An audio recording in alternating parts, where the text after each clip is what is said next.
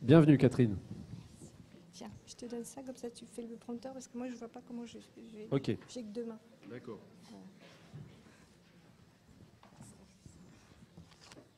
Voilà. Ça compte comme un ou... Comment Ça Oui, compte. ça c'est la première. Bonjour à tous. Alors, quand on avait élaboré cette journée, donc il nous semblait important de recueillir vos impressions, les impressions des acteurs de deuxième ligne quant à la réalisation de bilans diagnostiques et fonctionnels des TSA, sachant que les CRA, et on ne le répétera jamais assez, ne réalisent que les bilans complexes sur demande des deuxièmes lignes. Ça, je pense qu'à la fin de la journée, vous le saurez. Or, de nombreuses difficultés sont rapportées régulièrement par les professionnels et les familles pour faire où accéder au diagnostic et pour accéder ensuite au suivi adapté. On nous parle souvent d'un parcours du combattant, d'ailleurs ça a été dit ce matin, pour les familles et du côté des professionnels de frustration de ne pouvoir assurer comme ils le souhaiteraient les missions qui sont les leurs. Ces difficultés avaient été bien relevées, notamment par les professionnels des structures médico-sociales et sanitaires de deuxième ligne, quand on avait travaillé il y a quelques années justement sur les critères d'adressage au CRA. Alors, si le diagnostic est parfois tardif, il est de plus en plus précoce, ce qui souligne les efforts consentis par les structures à la fois locales et nationales, avec notamment la création de structures dédiées, dont on a parlé ce matin, les EBDA qu'on appelait avant les EDIPA ou dans d'autres régions les EPDA, je crois. Aussi avec le développement des unités soins précoces et aussi l'engagement des différents professionnels des champs sanitaires et médico-sociaux, institutionnels et en libéral. Alors, cependant, il est encore parfois difficile d'accéder rapidement à un diagnostic et quand il est posé, d'accéder à une prise en charge adéquate et rapide. Ceci est valable pour le secteur enfant, mais comme vous le savez, encore plus dans le secteur adulte, où les manques sont plus importants avec moins de structures de deuxième ligne efficientes, comme vous le savez. On demande de se référer aux recommandations HAS, mais quid des connaissances et quid de la faisabilité? Première, deuxième et troisième ligne, critères d'adressage de la deuxième vers la troisième ligne sont-ils connus? L'accès aux outils recommandés d'aide au diagnostic sont-ils connus et utilisés? Et le post-diagnostic pose-t-il problème? C'est pour vous donner la parole que ce sondage a donc été élaboré. Et à ce sujet, je remercie Madame Henan qui a permis d'extraire tous les résultats et je me contenterai de les commenter et d'en discuter avec vous. J'aurais été bien incapable de faire tous ces tableaux. Alors nous avons recueilli 92 réponses exploitables avec une mobilisation en force du Bas-Rhin. Un quart des répondants sont médecins, un quart sont psychologues. Les éducateurs représentent 17% des répondants et 11% sont des psychomotriciens. Alors, et puis, il y a les autres, bon, je vous laisse le tableau sous les yeux. Les médecins étaient invités à préciser leur spécialité. Sur les 23 qui ont répondu, 19 l'ont précisé. Et parmi ces derniers, 42% sont pédopsies, 32% sont psychiatres et 5 parmi les 19 ont une autre spécialité, MPR, PCO, généraliste, pédiatre ou neuropédiatre. Alors, voilà. En ce qui concerne le secteur d'activité, le libéral est représenté à 24%, la structure hospitalière à 42% et la structure médico-sociale à 50%. Alors, comme les personnes pouvaient indiquer plusieurs réponses, les pourcentages peuvent donc dépasser les 100%, c'est normal, ce qui indique que les répondants interviennent souvent sur plusieurs secteurs. Et de plus, ensuite, il y a aussi des personnes qui n'ont pas complètement précisé leur cas d'exercice. Alors, 78% des répondants travaillent totalement ou en partie avec des enfants. À noter que 76% des personnes ont indiqué plusieurs publics accompagnés, notamment enfants et adolescents. Là, c'est le tableau d'après. Voilà. Alors maintenant, en ce qui concerne la suivante, la démarche diagnostique, 53% posent ou contribuent à poser un diagnostic de TSA et 47% ponctuellement ou jamais. Alors, si on leur demande les raisons de non-diagnostic ou du ponctuellement, pour la majorité, il s'agit d'un manque d'outils ou de formation. C'est une remarque que l'on entend souvent, d'où l'intérêt encore de poursuivre l'effort de formation pour l'ensemble des acteurs. Certains notent que le diagnostic n'est pas dans le projet d'établissement ou pas dans les missions, ou bien que le diagnostic est déjà fait. Ce peut être le cas de certains établissements médico-sociaux. Alors le manque de professionnels, de médecins ou d'équipes pluridisciplinaires, qui est noté là aussi avec pas mal de pourcentages, est une réalité dans les différents domaines sanitaires et médico-sociaux. Il semble que cela s'aggrave et n'a pas l'air de beaucoup s'améliorer. Tout un questionnement est en cours pour trouver des compensations à la pénurie médicale. Alors, est-ce qu'on délègue à d'autres corps de métier? Mais le diagnostic reste médical. On peut faire des consultations à distance par visio, mais il y a quand même des limites à ce mode d'exercice. Il y a aussi un manque d'équipes pluridisciplinaires avec une pénurie de psychomotriciens, d'orthophonistes, d'éducateurs, d'infirmiers dans les structures institutionnelles, mais aussi, il faut compter aussi l'engorgement des professionnels en libéral. Alors certains aussi indiquent le manque de temps. En effet, comment prendre suffisamment de temps pour faire un diagnostic clinique et fonctionnel quand on manque de professionnels et quand on doit prendre en charge tous les autres troubles, non seulement du neurodéveloppement, mais aussi les troubles psychiques qui, on le sait, sont eux aussi en augmentation constante. Du coup, on avait deux solutions devant nous pour cette séquence. Soit on déroule tout et vous posez les questions après, soit, et c'est plutôt la solution que je vous propose, on vous laisse réagir. On a le temps. Là, on a été un peu plus rapide sur la séquence précédente, donc on a vraiment le temps d'échanger avec vous. Donc voilà, prenez la parole. Est-ce que vous voulez réagir à ce que vous venez d'entendre? D'accord, pas d'accord, parler de votre contexte. Enfin voilà, la parole est à vous. Levez le bras, on vous fait passer le micro. Sachant qu'on a 92 réponses, on est beaucoup plus, donc beaucoup n'ont pas encore eu la parole, donc n'hésitez pas. Il y avait plus de monde sur Bicast. Hein.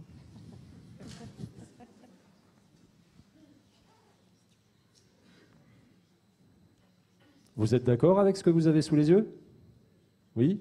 Il y en a d'autres qui ont des difficultés à poser des diags dans la salle. Enfin, encore une fois, on n'est pas là pour distribuer les bons ou mauvais points. On est là pour évoquer ce qui marche, mais aussi les difficultés, puis avoir une réflexion collective sur la manière d'agir. Oui, merci. Attendez, on vous amène un micro pour que tout le monde nous entende bien. On vous laisse vous présenter aussi, s'il vous plaît. Je pense qu'il y a la crainte de poser un mauvais diagnostic en n'étant pas spécialisé et d'orienter le patient sur une mauvaise piste. Voilà, je pense que c'est un frein. Et du coup, vous n'êtes pas présenté. Ah pardon, je suis psychologue en XAPA, Santa Dicto. Ok, merci. Donc la crainte de ne pas poser le bon diag. Merci. D'autres réactions? Bonjour, je suis étudiante en neuropsychologie et moi ce que j'observe durant mes stages, c'est surtout qu'en fait on n'a pas de diagnostic simple en deuxième ligne. Enfin, les patients qu'on rencontre, que ce soit en hospitalisation ou en XAPA, ou enfin, moi, dans toutes mes zones de stage, ils ont tous des diagnostics complexes et donc finalement ils sont souvent réadressés au CRA, donc ils n'ont pas de diagnostic avant des délais beaucoup plus longs. Alors ça c'est un vrai sujet. Il y avait des guillemets ce matin à simple et là on le met carrément en mode rayé là. Ouais, la notion de diagnostic simple, c'est vraiment, entre guillemets, c'est un terme qu'on n'aime pas trop parce qu'une diagnostic d'autisme, par définition, c'est toujours compliqué. Enfin, c'est très souvent compliqué.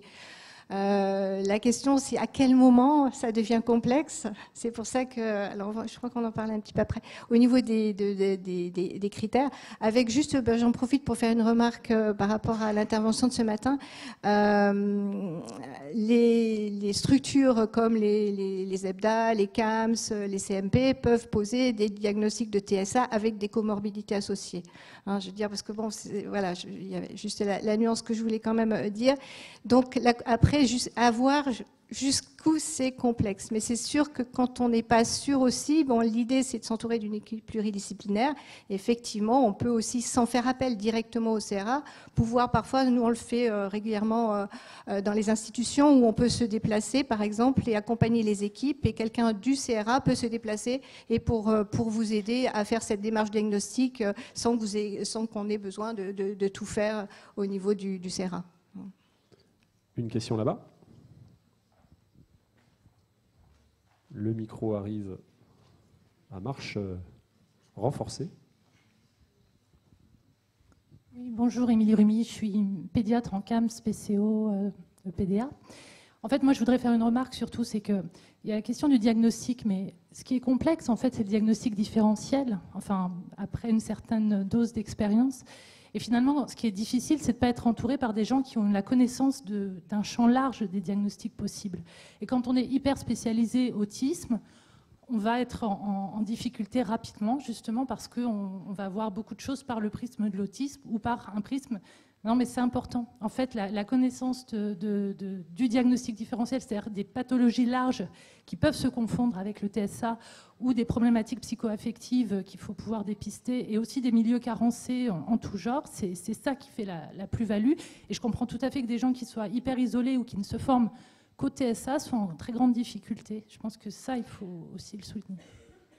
Oui, c'est vraiment important parce que c'est pour ça qu'on dit aussi... Enfin, moi, je tiens beaucoup au diagnostic clinique et médical parce qu'on a aussi l'ensemble des... Alors, je parle pour les enfants, là, hein, beaucoup aussi. On a quand même toute la palette. On est passé par, justement, d'autres diagnostics que les TSA avant de spécialiser dans les TSA. Et effectivement, il y a beaucoup de diagnostics qui peuvent être aussi associés. Je pense à tout ce qui est TSA et troubles de l'attachement. Il y a des choses qui sont parfois très intriquées. Et il faut pouvoir faire la part des choses et avoir un regard clinique très... Voilà, diagnostic différentiel chez les enfants, en particulier au niveau des CAM, c'est vraiment important. Mais et aussi avoir un repère par rapport à comment fonctionne une personne ou un enfant standard. Quel est le développement de l'enfant standard? D'abord, avoir toujours ça en tête. Nous, on l'a fait d'ailleurs pour les ados, où on a pris les enfants des collègues et puis on a vu un petit peu comment ils pouvaient passer un ados et à quoi ça pouvait ressembler. Et puis après, après, on pouvait essayer de comparer un peu. Pauvre gamin de soignant. Une question devant. Oui, Laurence, tu veux? Voilà, c'était la dame. Bonjour, je suis infirmière dans un CMP enfant et je suis autiste. La question n'a pas été posée dans la salle s'il y avait des personnes avec autisme qui souhaitaient le dire, donc c'est mon cas. Petit aparté, je trouve dommage que dans une formation spécifique pour des personnes, en tout cas autistes, qui concerne les personnes autistes, qu'il n'y ait pas spécifiquement des petites salles ou des petits endroits pour faire un petit peu... pour se reposer, pour faire un petit coin, parce que j'ai fait une crise ce midi, parce que je ne m'en sortais pas. Voilà, je n'ai pas trouvé de salle adéquate. Heureusement qu'on m'en a indiqué une plus tard. Mais je trouve que c'est bien dommage, parce qu'il y a beaucoup de théories. On est tout d'accord pour dire qu'on est investi, qu'on a envie de s'engager. Mais dans le concret, je trouve que ça serait bienvenu qu'il y ait dans ce genre de formation, comme dans beaucoup d'autres formations, une prise en compte réelle et concrète d'endroits spécifiques où on puisse prendre en compte les réelles sensibilités sensorielles, parce qu'elles ne sont pas absentes en formation non plus. Voilà. Elles sont là tout le temps. Ma question porte surtout sur le diagnostic d'autisme pour les femmes qui, malheureusement, ça a été mon cas, ont été identifiées très tardivement. J'ai soulevé la question à mon travail de savoir s'il existait un outil ou une recherche d'un outil spécifique pour les petites filles autistes. C'est en cours. On m'a répondu que c'était en cours dans les pays nordiques, mais que ça fait débat. Je voulais savoir quel était votre avis et savoir si vous connaissiez le questionnaire de camouflage qui a été mis en place par le STRAS-ND. Voilà. Je n'ai pas entendu la fin de la question. Est-ce que vous connaissez le questionnaire de camouflage? Est-ce qu'il est utilisé? Et est-ce qu'il y a une recherche en cours pour développer un outil plus spécifique pour les filles qui sont plus sensibles et qui passent à travers même certains ados? C'est vraiment une question importante, et on voit au niveau du CRA où on reçoit de plus en plus de petites filles ou de filles. Alors, je ne sais pas, je laisserai mon collègue des pôles adultes s'exprimer, mais on reçoit de plus en plus de filles, ce qu'on n'avait pas il y a quelques années, effectivement, et on fait de plus en plus de diagnostics chez les petites filles, et du coup, on utilise le questionnaire de camouflage qui nous aide un petit peu, qui nous aide à orienter. Alors après, est-ce qu'il n'est pas complètement validé? Je ne suis pas sûre que tout soit validé. En tout cas, nous, on s'en sert parce que cliniquement, il y a une clinique qui est un peu différente et on est très très attentif à tout ce qui est anamnèse aussi. Hein. Donc, au niveau des enfants, on voit beaucoup, on rencontre beaucoup les parents, d'autant plus quand il y a un autre enfant où le comparatif est beaucoup plus facile. Mais c'est vrai que c'est une question qui est récurrente effectivement et dont on tient beaucoup compte. Mais il y a encore des choses à faire, des efforts encore. Moi, je vais réagir à votre remarque sur on va dire, l'adaptation des lieux. Je vous en remercie. Vous avez raison de nous faire remarquer ça. Donc, on en tiendra compte pour les prochaines journées. C'est pas toujours facile. Il s'avère qu'aujourd'hui, ça aurait été possible, à pas beaucoup de frais supplémentaires, de louer une salle supplémentaire pour faire une sorte de niche sensorielle un peu apaisée. Franchement, on en tiendra compte les prochains coups. Je vérifierai aussi, parce qu'il me semblait que cette question a été posée sur l'interface d'inscription en ligne. J'avais en mémoire qu'on demandait aux personnes s'il y avait des besoins spécifiques, type accessibilité sensorielle, motrice ou autre. Mais je le vérifierai pour la question. Voilà. Merci pour la remarque. On en avait parlé, je me rappelle. OK. On avance un peu sur... je vous propose qu'on avance sur les différentes questions, puisqu'on voit que là, on n'est pas resté centré, c'est bien naturel, sur les sujets de la question elle-même. Donc voilà, mais vous aurez à nouveau la parole dans quelques slides. Alors, il y avait toutes les questions sur les recommandations de bonne pratique de l'HAS.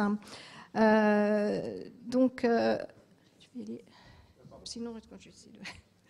Alors, bon, j'ai mis ces deux-là, mais j'ai oublié, effectivement, j'ai vu Madame Schoenberger a rajouté aussi celle du repérage des TND, pardon, je l'ai oublié. Donc, il y a eu plusieurs recommandations. Alors, 61% des personnes qui ont répondu les connaissent, 31% partiellement ou pas du tout. Et 1 sur 10 indique en effet ne pas connaître ces recommandations relatives au diagnostic. Alors, c'est des recommandations qui sont déjà anciennes, mais qui donc sont réévaluées régulièrement. Voilà. Alors, à la question, est-ce que votre pratique professionnelle s'appuie sur les outils recommandés par ces textes ?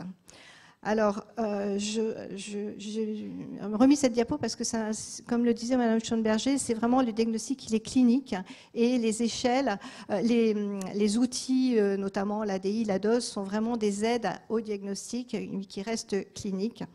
Voilà, donc ça c'est extrait de la grille, enfin du texte de l'HAS qui le marque bien là aussi. Donc avec les outils qui concernent le diagnostic et les outils qui concernent le fonctionnement. Mais là, je passe. Alors, 72% des personnes indiquent s'y appuyer et 28% peu ou pas. Et pour ceux qui ne les utilisent pas, donc ils mettent en avant le manque de formation, la non-connaissance de ces outils, la difficulté à accéder, mais aussi le manque de temps, là encore. Alors, en ce qui concerne le manque de formation ou d'accès à ces outils, donc notamment la DOS et l'ADI, ça renvoie aussi à la question de la formation, des formations générales, pour lesquelles on sait que l'accès n'est pas toujours facile, pour souvent des raisons budgétaires.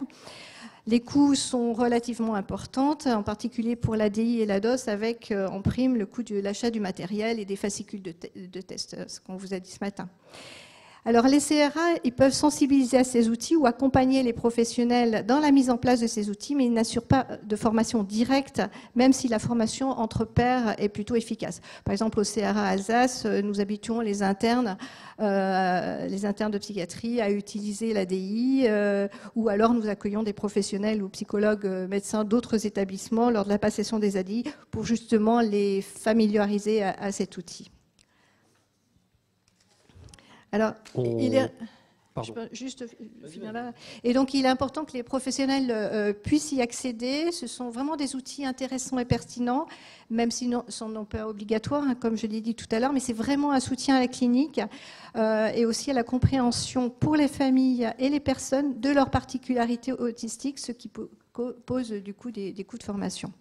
Par rapport au manque de temps aussi, la passation de ces entretiens à échelle, c'est assez long, hein, 1h30 à 2h pour l'ADI, la Weinland aussi, à peu près 1 heure, 3/4 d'heure pour la DOS, alors que là encore, la disponibilité des personnels est de plus en plus réduite. Le nombre de personnes accompagnées augmente et la complexité des troubles augmente également. Donc on peut, quand c'est possible, envisager des bilans partiels au CRA qui complètent ceux effectués par les structures adressantes ou adresseuses, je ne sais pas comment on dit, et effectuer la synthèse ensemble. Ça, on le fait régulièrement. L'avantage aussi du Covid, s'il y en a un, c'est qui nous a permis aussi de développer les réunions en visio, ce qui est beaucoup moins chronophage et nous permet comme ça de faire des évaluations, enfin des synthèses à distance. On s'arrête là, tu voulais Oui, on peut marquer un nouveau temps d'arrêt. J'avais lésé un bras qui se levait tout à l'heure, je ne sais plus où il est. Oui, Madame, justement. au milieu. Au 3e rang, en plein milieu.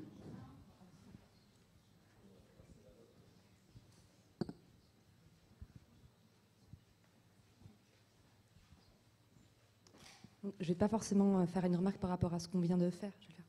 Je suis la pédiatre du CAMS de Nancy, Mathilde Fouquet. Je suis assez nouvelle dans ce monde de l'autisme. J'étais à l'hôpital avant, donc j'ai un regard entre guillemets très neuf. Ça fait quelques mois que je fais ça. Et je suis d'accord avec ma collègue pour les diagnostics différentiels. Ce qui me choque un petit peu aussi, c'est que parfois, les enfants ont des parcours où ils voient beaucoup de professionnels. Chacun un peu isolé. Finalement, personne n'a vraiment le temps de faire un interrogatoire comme il faut, un bon examen clinique, éliminer les choses de base. Par exemple, un enfant, ça fait des fois des mois, des années qu'il fait de l'orthophonie, qui n'a pas une audition où on est sûr, ou qu'on n'a pas vérifié qu'il n'y a pas un problème de thyroïde, enfin un peu la base, on va dire, du développement de l'enfant.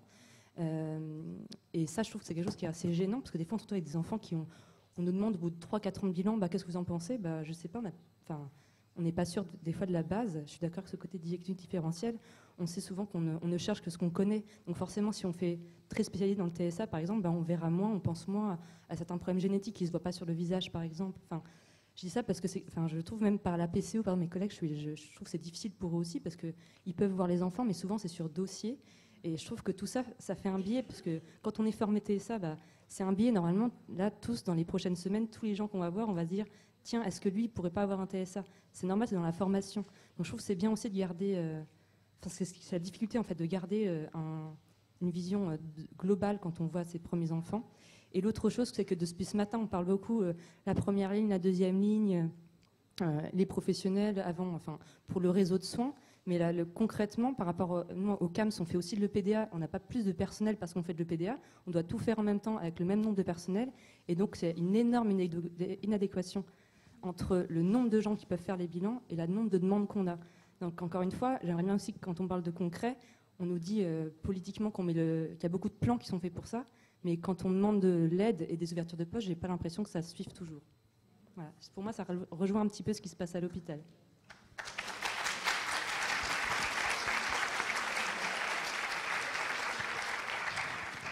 Bon, ma foi, un bon écho dans la salle.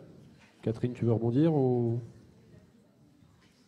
Je suis assez d'accord avec ça. Donc voilà, c'est vrai que après il y a un tel sous-diagnostic aussi des TSA avec des familles qui se baladent que c'est vrai que voilà, on a mis beaucoup l'accent là-dessus sur les TND et c'est vraiment utile. Mais en général, on garde quand même en tête. Nous, on travaille beaucoup avec les généticiens, beaucoup avec les neuropédiatres.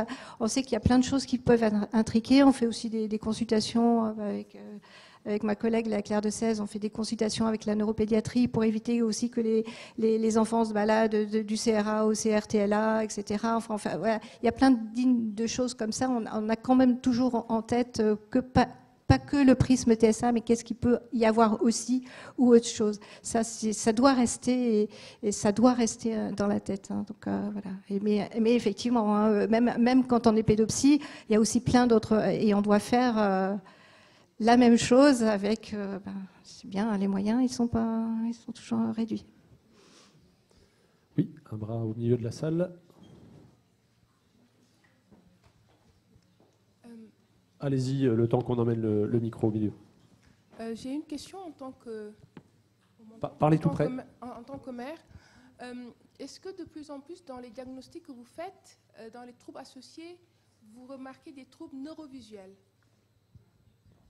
Est-ce que du coup, vous pensez que c'est chaque enfant qui a un TSA l'aurait ou c'est quelque chose qui est souvent associé, je ne sais pas si je m'exprime clairement, mais je sais que pour mon fils, c'est quelque chose qu'on a détecté il y a quelques années et on s'est rendu compte qu'en travaillant sur ça, ça améliorait beaucoup son comportement et les troubles. Voilà. Et je sais que, par exemple, là, il a eu un diagnostic à l'hôpital Rothschild à Paris, qui sont spécialisés dans ça. Et c'est quelque chose aussi que, personnellement, alors que mon fils a 17 ans, que je ne connaissais pas. Donc voilà. Effectivement, les troubles neurovisuels, ça, c'est beaucoup les pédiatres qui nous les ont aussi, qui nous ont sensibilisés à ça. Et on y pense de plus en plus et on envoie de plus en plus vers les orthoptistes.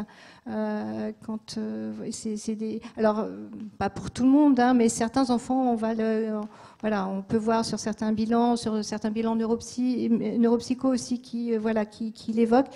Et donc, de plus en plus, on fait appel justement à essayer de diagnostiquer un peu plus et pour pouvoir travailler, parce que l'idée, c'est faire le diagnostic, c'est bien, mais après, il faut en faire quelque chose. Effectivement, si on peut travailler derrière. Ouais.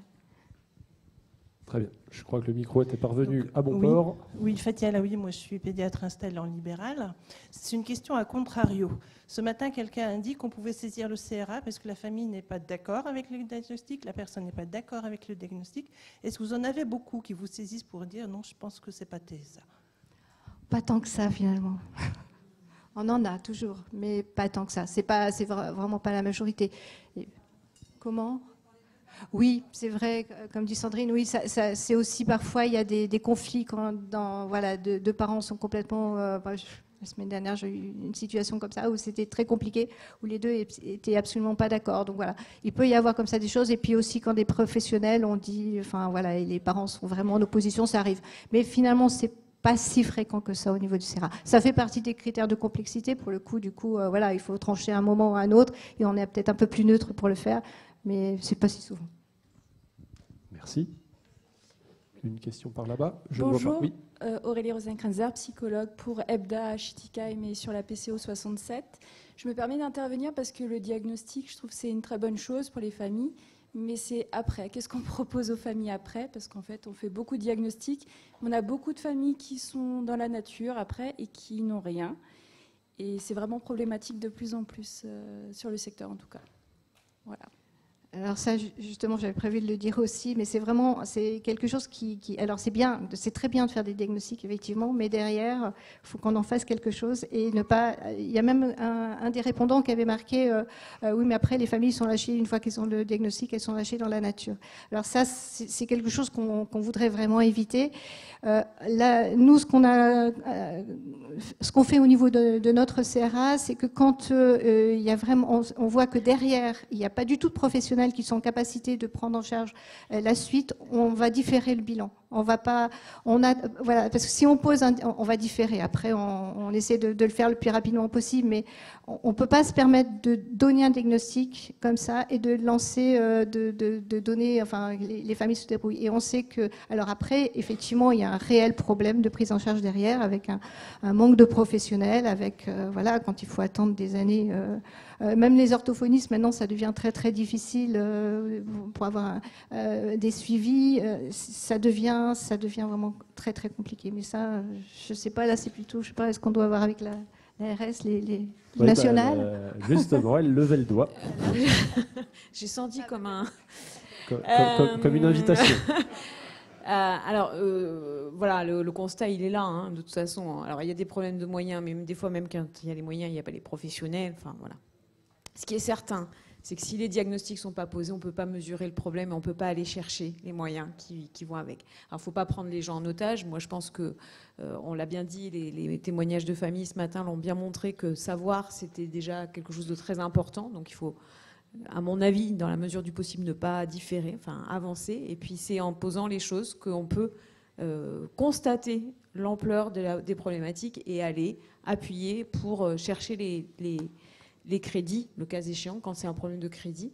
Et puis après, il y a l'appareil de formation, les contraintes administratives, le fait d'être le plus efficace possible dans ces interventions en termes de pratique professionnelle. Tout ça est bien sûr complexe. Mais en tout cas, poser les diagnostics, même si ça met en tension l'après, c'est une manière de montrer l'ampleur du problème. Et si on ne pose pas les diagnostics, on ne peut pas remonter les chiffres qui montrent l'ampleur du problème. Et si on élargit le regard au niveau intersectoriel, il a été dit ce matin par Madame Diarra, j'espère ne pas trahir vos propos, mais qu'en termes de regard sur soi ou de reconnaissance par l'école, d'ouverture de droit MDPH, ça avait aussi été Alors, une belle expression avait été donnée, c'est pas la baguette magique, c'est une clé qui ouvre des portes. J'avais noté ça, ça m'avait beaucoup parlé. Voilà. Vous vouliez intervenir aussi ? Je voulais rebondir sur plusieurs choses, donc je suis maman. Le trouble neurovisuel, à contrario de Hawa. Moi, ma fille, qui a 16 ans, qui a été diagnostiquée là dernièrement, a un trouble neurovisuel qui a été diagnostiqué par une orthoptiste à l'âge de 8 ans. On nous a laissés dans la nature avec ce trouble-là. Donc, on ne nous a pas orientés vers qui que ce soit. Et c'est là, à 15 ans, quand elle a fait les bilans, on a été orienté en Belgique chez une ergothérapeute qui est spécialisée là-dedans, dans le trouble neurovisuel, qui nous a redirigés vers la neuropsy et ainsi de suite, qui a fait comprendre que ça aurait dû être déjà diagnostiqué bien avant, en fait, et que c'était une des clés. Donc voilà.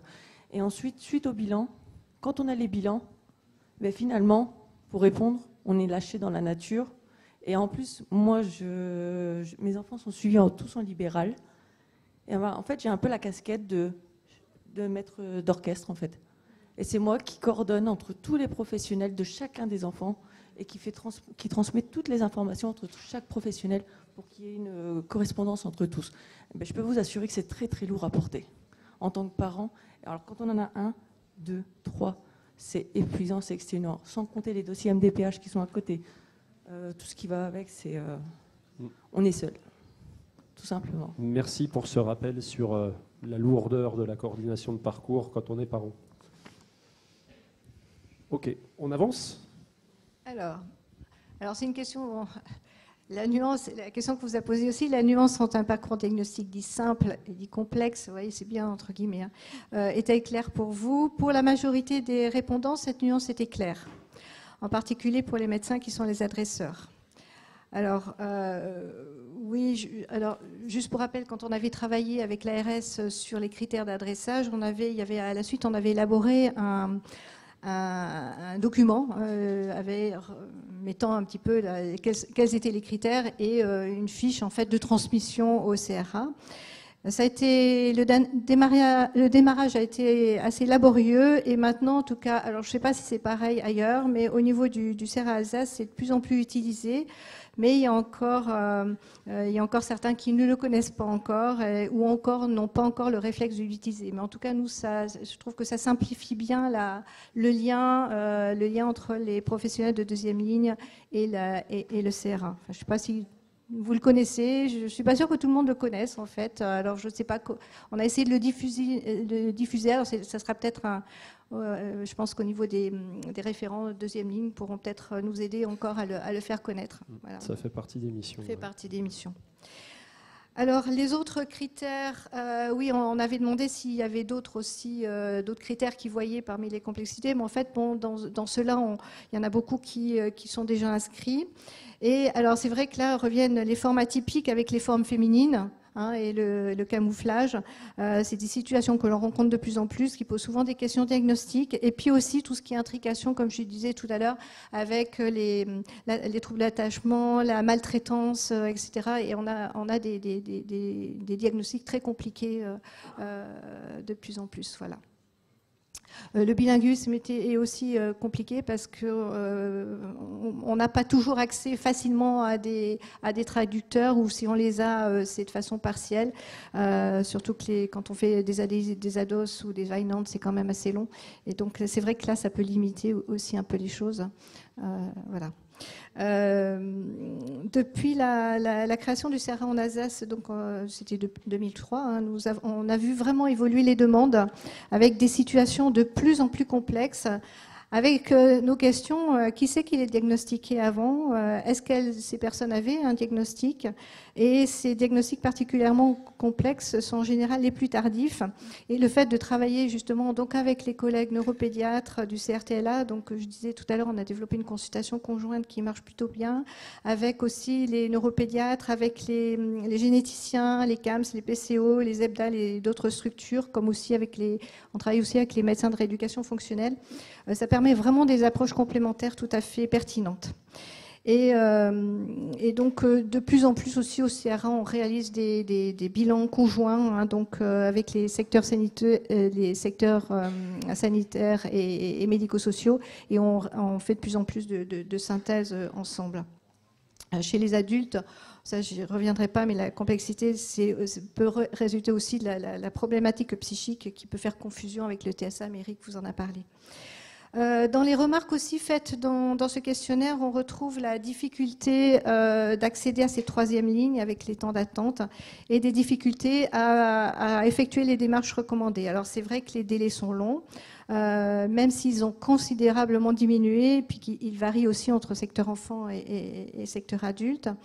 Les temps d'attente, en tout cas, les temps d'attente au CRA ne pourront diminuer que si les structures de deuxième ligne fonctionnent. Les CRA doivent vraiment rester en position d'experts réservés aux situations complexes. Je marque une petite précision, voilà. Deuxième ligne, enfants et adultes. Enfants et adultes, bien sûr, oui, enfants et adultes. Alors c'est vrai qu'au niveau enfant, on a beaucoup plus de deuxième ligne, donc c'est un petit peu plus simple. Donc on a vraiment quasiment, au niveau du CRA Alsace, on a quasiment que des situations complexes. Hein, voilà. Ce qui n'était pas le cas en 2003, hein, pas du tout. Et en pratique, donc, on demande toujours, donc, avant d'accéder au CRA, d'avoir un document, d'avoir des informations, d'avoir un courrier. Nous, on demande toujours un courrier médical. Alors, je sais que c'est problématique chez les adultes. Et ça permet vraiment d'évaluer la pertinence du bilan, son caractère plus ou moins urgent aussi, parce que là aussi, hein, il y a des fois, quand il s'agit de réorientation, quand il s'agit de mise en place précoce chez les tout-petits, on essaie d'aller assez vite. Et donc, tout ça, ça nous permet de gagner du temps et de cibler les examens les plus appropriés. À la question, connaissez-vous les 3 lignes de parcours diagnostique d'un trouble du spectre de l'autisme ? Avant de venir, 58% ne connaissaient pas les critères d'adressage. Et parmi 42% qui les connaissaient, 77% les utilisaient, 91% les trouvaient pertinents. Alors, le post-diagnostic, près de la moitié, donc vous avez posé 3 questions. Donc, au niveau des difficultés de renseignement des formulaires MDPH, près de la moitié des répondants ne renseignent pas les formulaires de MDPH. Alors, avec des difficultés, les difficultés c'était soit les formulaires n'étaient pas totalement adaptés, ça c'est vrai, c'est pas toujours évident de les remplir par rapport à ça, quand il y a un TSA sans déficience, un manque de connaissances des aides à mettre en place, ou bien un manque de temps. Alors peut-être tu passes à la suivante, c'est peut-être plus facile. Voilà. Un manque de temps, bon, bah là, le temps médical est de plus en plus réduit, le nombre de personnes accompagnées augmente et la complexité des troubles augmente, vous le savez. Donc alors, est-ce qu'on a des solutions? Est-ce qu'il faut revoir les formulaires, peut-être? Est-ce qu'il faut faire évoluer les aides? En tout cas, il semble aussi important de pouvoir développer les informations via des rencontres, des visites d'établissements aussi. Quand on a visité des établissements, on est plus à même de savoir où on oriente les familles. De développer la formation des généralistes, ça, il y en a vraiment besoin. Voilà. Après, au sujet je voulais juste faire une remarque par rapport au formulaire de MDPH. Il y a vraiment des mots-clés importants et des rubriques importantes telles que l'autonomie, qui conditionne en général donc l'ouverture des droits. Et puis, alors bon, ça c'est toujours, je sais qu'au niveau de la MDPH, je reviens tout le temps dessus, mais il y a une demande qu'on oublie souvent et qui est super importante, c'est la carte de priorité, qui rend d'énormes services aux personnes ou aux familles. Ça leur évite d'attendre et de ne plus aller dans les magasins ou de faire des choses de la vie du quotidien, non pas parce qu'ils ne peuvent pas marcher, mais tout simplement parce qu'ils ne supportent pas les files d'attente. Alors, la deuxième question, donc en cas de diagnostic, 73% des professionnels préconisent systématiquement à la personne ou à ses représentants légaux de renseigner une ouverture de droit auprès de la MDPH et 59% le font systématiquement.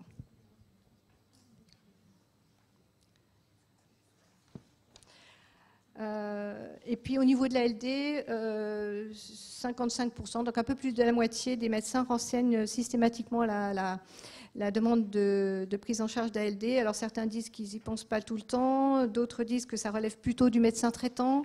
Et puis il y a une psychologue qui a pu préciser que comme elle reçoit des personnes sans déficit cognitif, et plutôt des adultes, elle ne pense pas forcément à les informer parce qu'elle ne sait pas toujours si ça serait utile. J'enchaîne ? Oui. Vous voulez réagir? Oui, madame. Juste une petite précision par rapport à la MDPH, c'est pas par rapport à vous. Dès qu'il y a le terme TSA, ils mettent avec DI. Mes enfants ont été notifiés déficients intellectuels parce qu'ils sont TSA. Ça n'a rien à voir. On peut être TSA sans déficience intellectuelle. Par contre, les notifications MDPH, ils sont déficients intellectuels. Et moi, la dame de la MDPH des Ardennes m'avait appelé en me disant « Ne vous inquiétez pas, on est obligé de mettre DI sur la notification. » C'est la première fois que j'entends ça. Je ne sais pas, il n'y a pas quelqu'un de la MDPH, Madame Brandt? Vous voulez savoir? Moi, mes petits garçons, ils ont DI dessus. Une main qui se lève Dans au-dessus. le C'est pour 54, répondre à non. madame ou... Non? Ok. Bon, écoutez, peut-être qu'on pourra relayer la remarque auprès de la MDPH 08, qu'on connaît par ailleurs. Honnêtement, c'est à titre perso la première fois que j'entends cette remarque. Alors, je ne la remets pas en cause, hein, j'entends, mais vraiment, je ne l'avais jamais entendue avant et je crois pas. Voilà, c'est la première fois. Est-ce que vous pouvez donner la... Laurence, s'il te plaît? Il peut y avoir parfois une obligation de noter CESAD-DI pour ces CESAD qui ont une compétence d'accompagnement TSA. Et c'est parfois écrit, moi je les ai vus, des notifications CESAD-DI pour des enfants TSA sans déficience intellectuelle. Okay. Donc je pense qu'il peut y avoir cette résonance pour les parents, okay. Alors qu'effectivement il n'y a pas lieu de noter la déficience intellectuelle. Okay. J'ai déjà vu aussi. D'accord. Ouais. Du coup, là, on contextualise mieux. C'est-à-dire que ce qui est qualifié DI, c'est la nature de l'offre de service et pas la personne dans le diagnostic qui est posé. Ouais, non, mais on entend tout à fait que, voilà, en tant que parent, vous puissiez prendre ça en plus dans la brouette bien lourde que vous avez déjà poussée, quoi. Ok, très bien, je comprends. Merci pour la précision. Il y avait une main qui s'était levée, deux mains même qui s'étaient levées là-haut.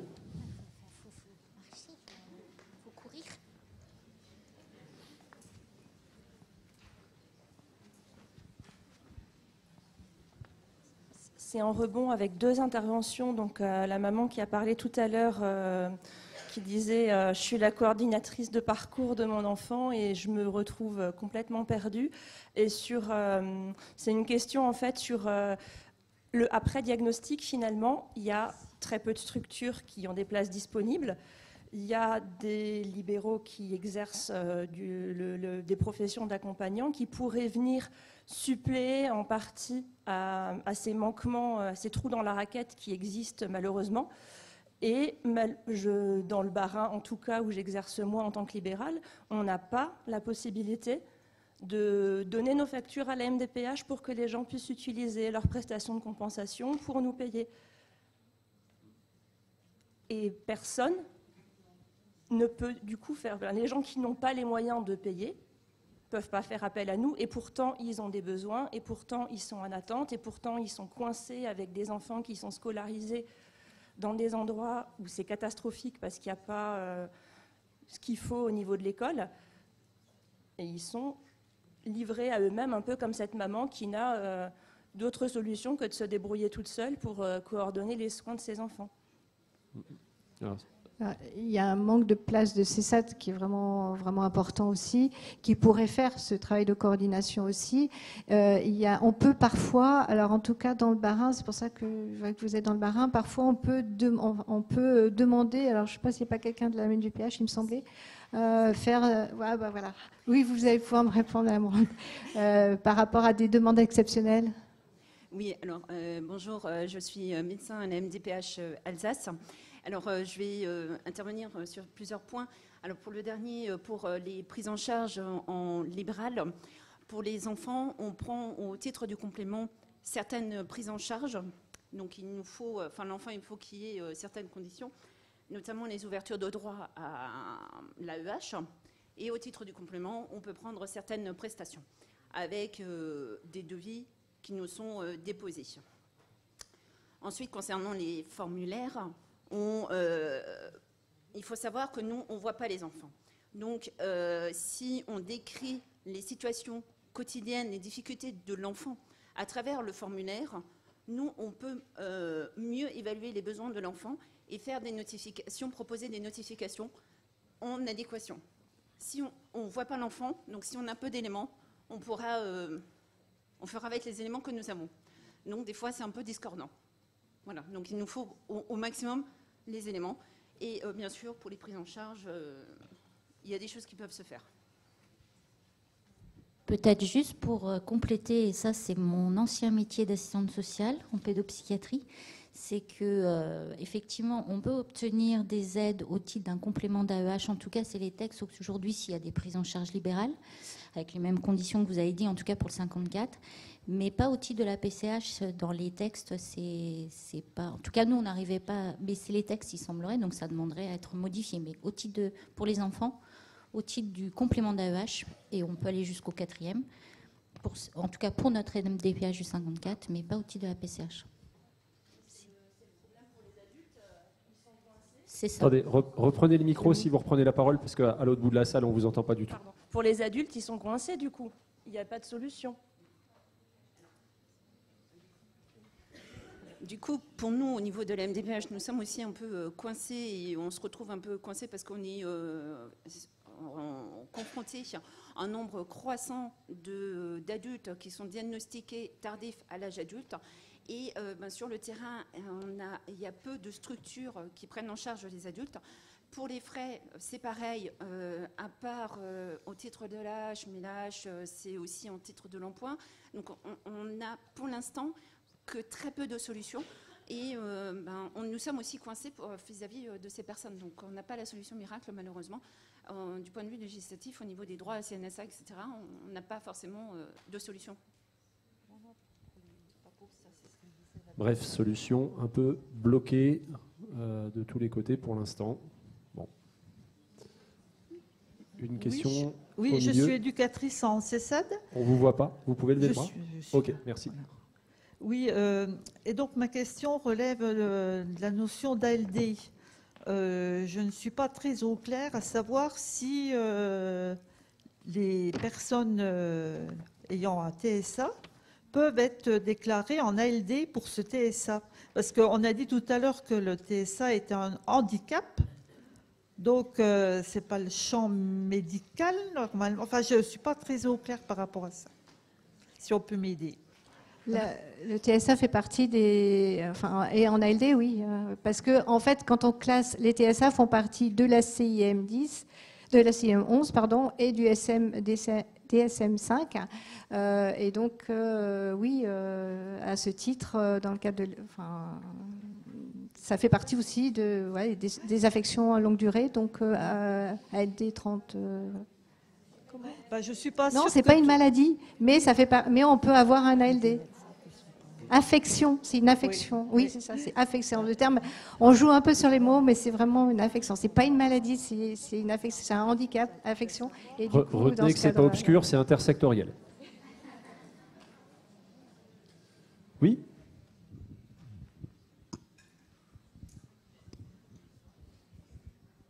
Merci. Docteur Quinault, de l'hôpital de jour, du CMP à Thionville.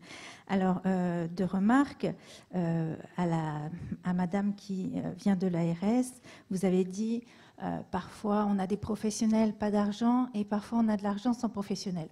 En attendant de trouver des professionnels, vous pouvez toujours distribuer l'argent aux professionnels qui veulent travailler avec.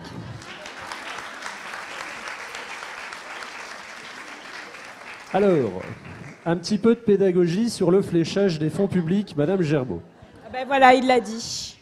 On est tous comptables de votre argent, du mien, et on donne de l'argent pour des choses concrètes. Voilà. Donc on est tous comptables de bon usage de l'argent public. C'est juste ce que je dis de manière générale. J'ai pas fini parce que du coup j'en ai aussi pour la MDPH. Alors, déjà pour l'ALD, effectivement, en tout cas en Moselle, la Caisse de sécurité sociale reconnaît en ALD 100% des enfants que moi pour qui je demande une ALD. Voilà, donc ça passe 100% ALD.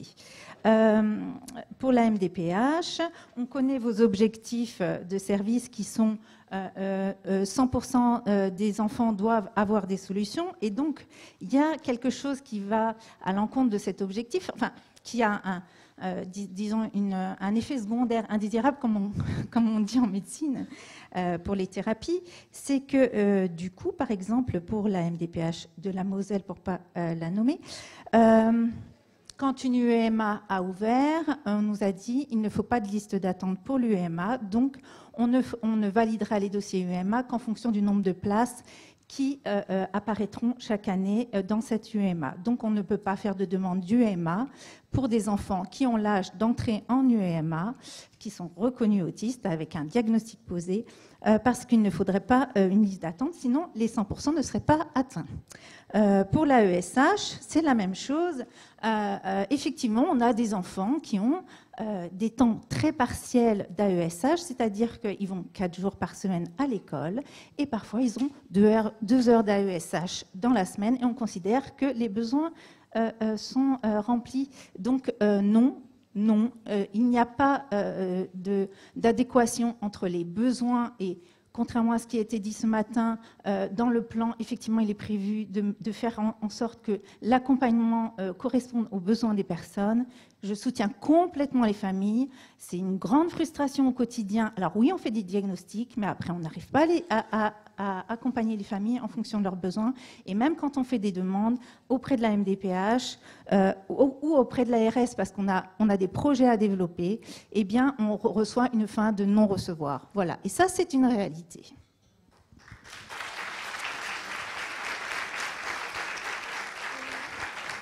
Bon, message reçu. Après, sur la question des AESH, on a eu il y a quelques semaines une journée sur l'école inclusive où l'éducation nationale et l'INSEI, donc l'Institut national supérieur de recherche sur l'école inclusive, appelaient à la vigilance par rapport aux AESH, parce que justement, ils observaient qu'il y avait aussi un retournement de paradigme, c'est-à-dire que l'école ne pouvait plus être accessible aux élèves en situation de handicap qu'à la seule condition de l'octroi d'un AESH.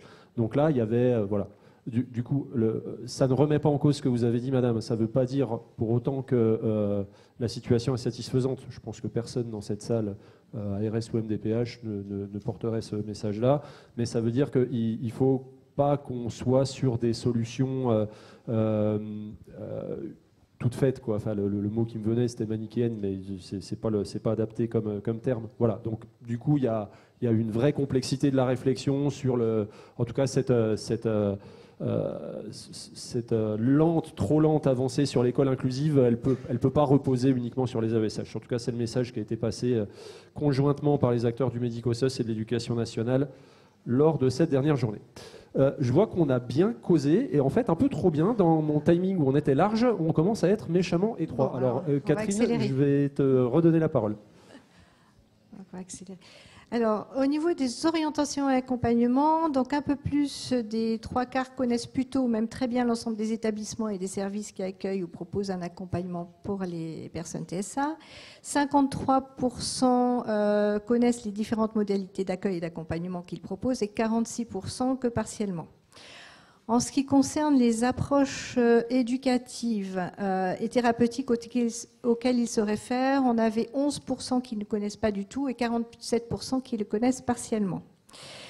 41% des professionnels préconisent régulièrement une orientation par défaut et près d'un quart le font ponctuellement. Il y a de plus en plus d'orientations par défaut, faute de structures adaptées alors que la population augmente, que le nombre des TND augmente, ce qui pose un problème éthique particulièrement critique. On finit par proposer, alors on le voit tous les jours, hein, et c'est très frustrant, on propose un CESAD alors que l'enfant relève vraiment d'un IME, on propose une ULIS TFC alors qu'il aurait vraiment sa place en ULIS TSA, enfin il y a plein de situations comme ça, et tout ça on le fait pour éviter que les familles et les enfants se retrouvent, ou les personnes se retrouvent sans accompagnement, mais c'est actuellement un réel problème, et moi ça ne m'étonne pas tôt que régulièrement ou toujours, ça fait quand même 45% des cas, on adresse par défaut. En ce qui concerne les réseaux, partenariats et ressources territoriales, concernant le repérage du TSA, 86% des professionnels identifient les ressources de repérage et la moitié estime que ces ressources répondent partiellement à leurs besoins et pour 41% d'entre eux, plutôt bien. En ce qui concerne des démarches de diagnostic, 76% les identifient et parmi eux, 47% estiment que ces ressources répondent plutôt bien à leurs besoins et 44% partiellement. Alors, quant au rôle des référents deuxième ligne, là on vous avait interrogé donc avant la journée, 67% des professionnels ne savaient pas qu'ils existent. Maintenant, ils le savent. Parmi le tiers des professionnels qui connaissaient leur existence, 60% connaissaient également leur mission. Donc maintenant, on devrait arriver à 100%.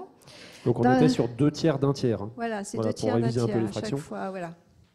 Oui, j'ai pas réussi à faire les camemberts. Hein. J'ai essayé de faire des trucs, mais voilà.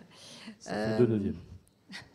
Dans la majorité des cas, donc 73%, hein, donc complètement en bonne partie, ça doit faire 73%, les missions des référents des acteurs du diagnostic répondent complètement ou en bonne partie aux attentes des professionnels. Et 27% ont déclaré que les missions du référent y répondent ponctuellement, mais aucun n'a indiqué qu'elles n'y répondent pas du tout.